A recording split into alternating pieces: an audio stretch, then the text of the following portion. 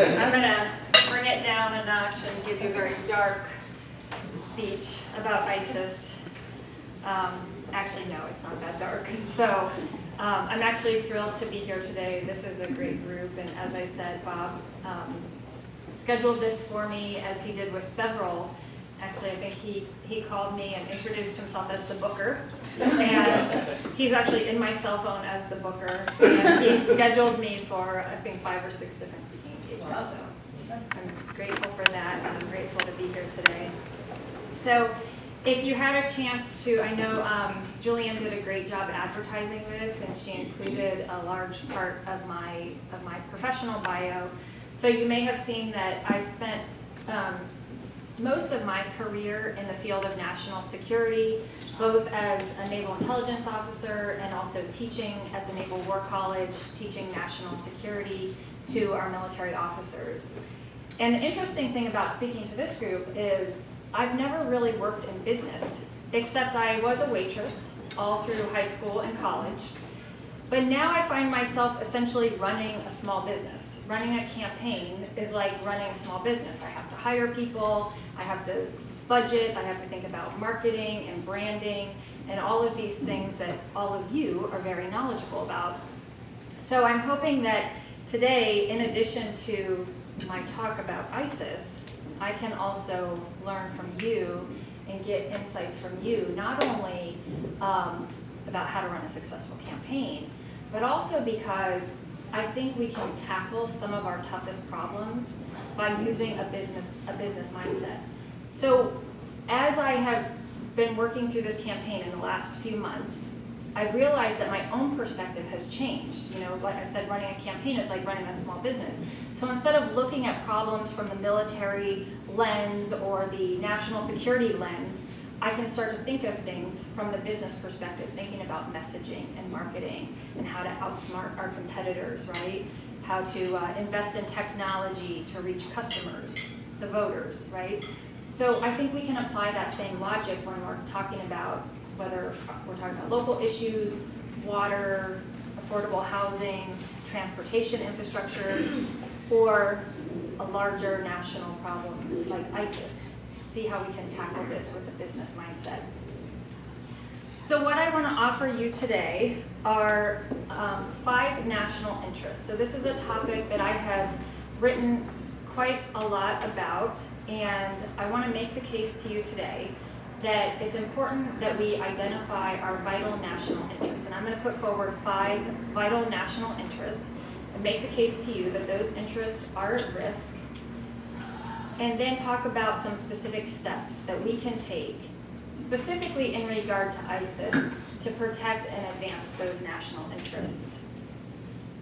And I will say, I think this is an important topic, not just for a campaign, not just because this is currently on the news, but I think it's an important topic because we need to articulate our interests. We need to know what our national interests are so that we can develop a strategy and a foreign policy using all of our tools, not just using the military, but properly using diplomacy, information tools, economic tools, using the strength of the American people to really have a coherent foreign policy and make sure that we can implement that grand strategy. And by the way, I also think this is really important to all of us, because what happens at the national level impacts our communities and it impacts the health of our economy. And I could argue it could also impact your business, right? So we want to make sure we get things right at the top. So let me start with these 5 national interests.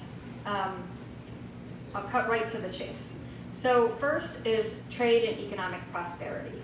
And I think this is one that is not very controversial. Most people would agree, absolutely, trade and economic prosperity are absolutely one of our vital national interests, and this is talked about in President Obama's national security strategy as well. 2 is our energy supply. And this includes access to oil, but it also includes transitioning to greener and having a more domestic portfolio of energy resources. And this is one that does become a little bit controversial and contentious. Because some would argue that whether you're talking about energy security or access to oil, that's not a national interest. That's not something we necessarily want to get involved in conflict over. And it's also not something that the president identifies as a national interest. But I make the argument that this absolutely is one of our national interests, and it also is something that fuels the economy and our economic prosperity. Third is freedom of the seas. Again, this is one that doesn't come to the top of your mind when you're thinking about protecting our national interests. Again, it's not highlighted by the president, but again, I think it's directly related to our global trade. In fact, more than 6 billion tons of goods are moved each year by sea. That's 90% of our interstate trade goes by sea. So a loss of the freedom of the seas would certainly have an adverse impact on our economic development and our economic interests. Freedom of the seas also carries lines of communication. So currently, undersea cables carry more than 7 trillion bytes per second of information. So if those cables are cut, the United States' ability to communicate and to conduct commerce with the rest of the world would be greatly degraded. And that leads me to my fourth interest, which is cybersecurity. This one has emerged in the last few years as becoming more obviously important. But the digital information and the communications infrastructure that we call cyberspace underpins almost every facet of our society, and it provides critical support to our civil infrastructure, to public security and public safety, to national security, to our local economy. As you know, businesses leverage technology for marketing, for sales, and networking. In fact, every economic sector and every government agency depends on technology and depends on cyberspace to transmit information and transmit data. So we have to be able to protect cyberspace and to protect our ability to communicate with the rest of the world. And then finally, I think our most important national interest is homeland security.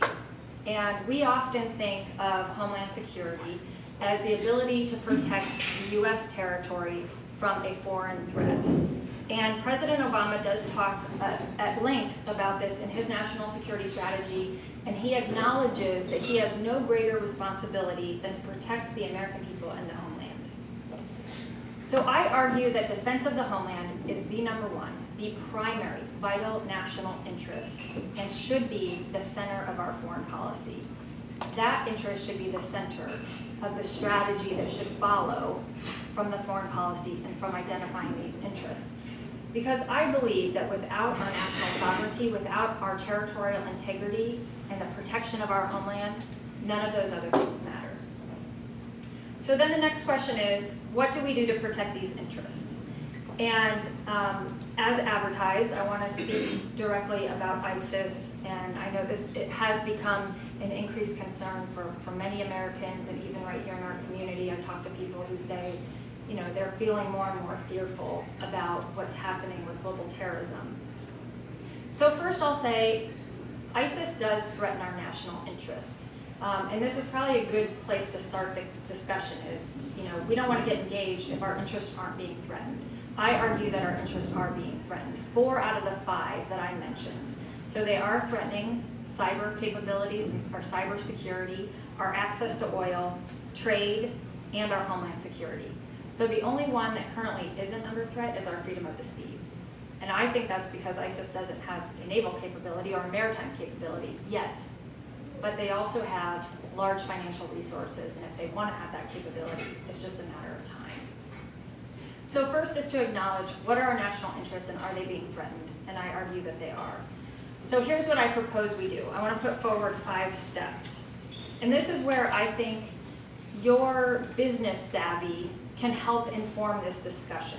So let's look at this again, not just from the military perspective or the national security perspective, but thinking about marketing and branding and messaging and using technology.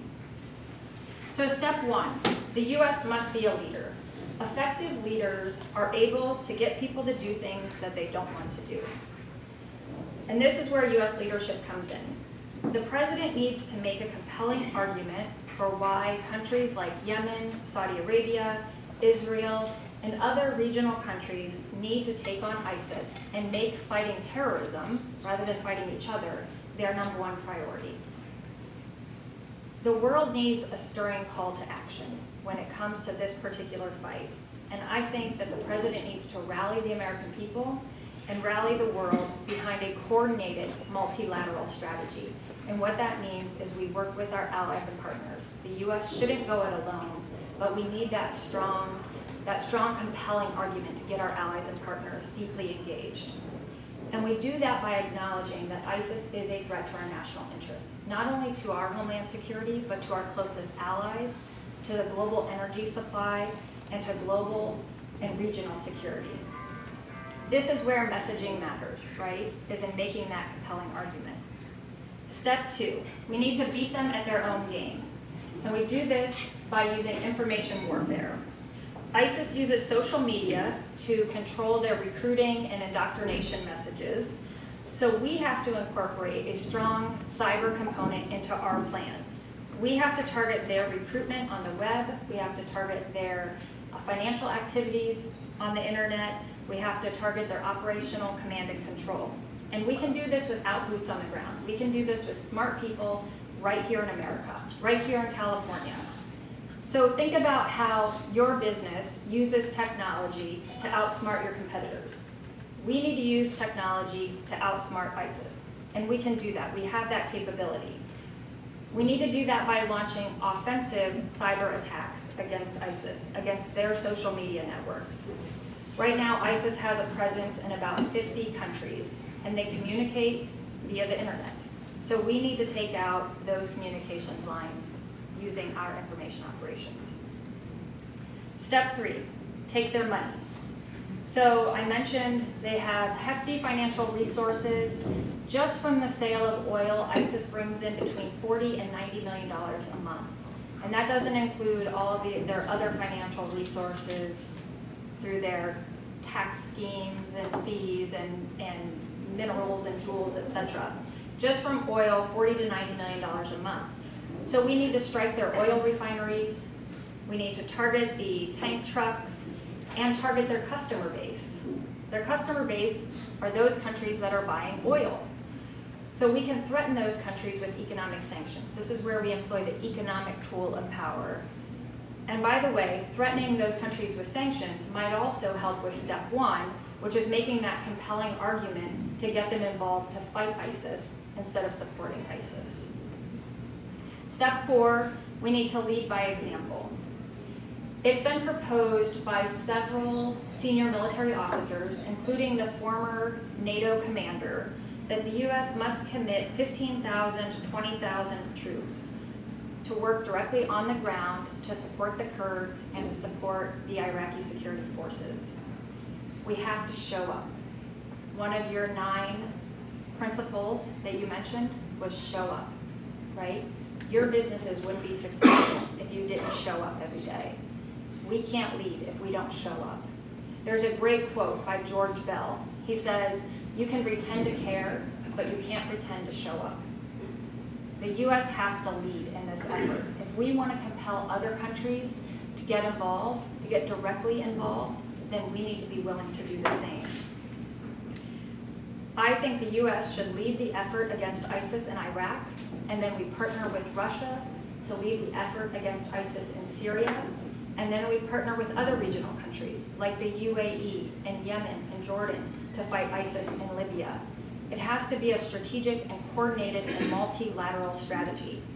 And I also want to tell you, I know that proposing boots on the ground in this time is not a very popular thing to say. And I don't make that proposal lightly. I served in the military. I was deployed in the Middle East. I was engaged on a ship enforcing sanctions against Iraq and enforcing the no-fly zone against Iraq. So I've been there. I've been deployed. My husband spent 23 years in the Marine Corps. So we know firsthand the danger and the sacrifice that our military members make. So I don't just say, let's throw 20,000 troops at the problem, right? That's not a strategic or a wise approach. It has to be a thoughtful approach. But I think saying no boots on the ground is an artificial statement. We have 255,000 military members deployed in 156 countries today. So to somehow say we don't want boots on the ground in Iraq is just false and artificial. We need to be thoughtful about what that number really should be and how it's going to be coordinated with other countries. Step 5. We have to come together here at home. We have to stand up and fight ISIS here at home. We have to realize that we are in a fight and our vital interests are at stake. We need to understand the threat. We need to put our political differences aside, and we need to apply the unequaled power of our nation's deep and diverse strengths to this fight. We have invested a lot of resources since September 11th. We've invested a lot of resources in our homeland security.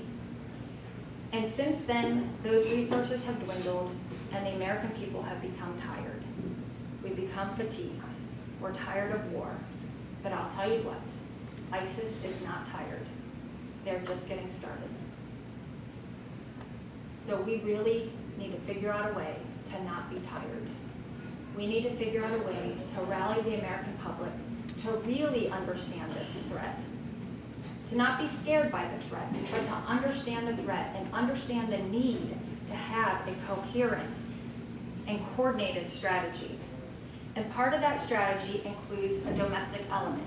It means including local and state police and local and state intelligence assets in this national strategy. I really believe that we're at a crossroads, both in international affairs and here at home. And what we do next will determine America's role in the world for years to come. It will impact our communities, it will impact our local economy. And I hope that what America does is take a position of leadership, a position of power and influence. And I think we do that by first defining our interests, determining if those interests are at risk, and then advancing and protecting our interests by having a clear strategy. A strategy that doesn't just rely on the military, but relies on diplomacy, economic tools, information tools, and relies on the strength of the American people, on the brains and the expertise of the American people to protect our communities and to protect our nation. Thank you.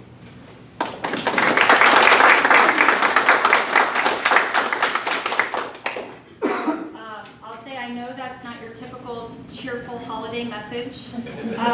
So hopefully next week you'll have a cheery speaker. And I would welcome any questions, and I would also welcome your input, not only on how we should see and how we should tackle this problem, but also your input on how to run a successful business, which may be helpful input that I can apply to